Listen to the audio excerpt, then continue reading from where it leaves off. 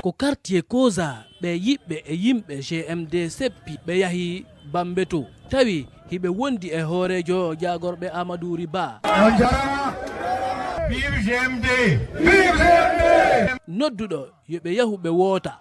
Hafizou Sow goto e jinganoɓe GMD no holla miijo makko. Ni oɗo système vraiment mo wallitade mo tambitade jeunesse on parce que so yi wono o échangeur de Bambeto ɗo wono piiji busko no waddude par rapport au projet ɗi woni ɗum mannade ɗi men inna tigi on haray ko conscientisugol jama on fi no ɓe votira ɓe waɗanamo vraiment confiance e mouradu makko ɗum parce que kanko tigi ɗo wolli en confiance jiran ɗi 4 années ji ɗi o feƴƴini ɗo e hoore magistrature suprême on e yi ko wo golli kon. Kajjatu Ba wo ko wani ndara o iwi himo weltori ngal mottodiral ko welo tun hande VIP me welti kadi tigi on situation on no foti no laba ko ɗum ɗaɓɓuɗen ko ɗum kadi faalade ko yo wallito men menen rewɓe ngo danko men ngo dankano men ɓiɓɓe ɓen men ɓuuri faalede o waɗana men sécurité ɓiɓɓe amen. O hoorejo jagorɓe no weltori ngal mottodiral Furguere Bambeto fi général Mamadi Doumbouya tawde ko lundiyankoɓe ɓurno ɗuɗude e nden nokkure.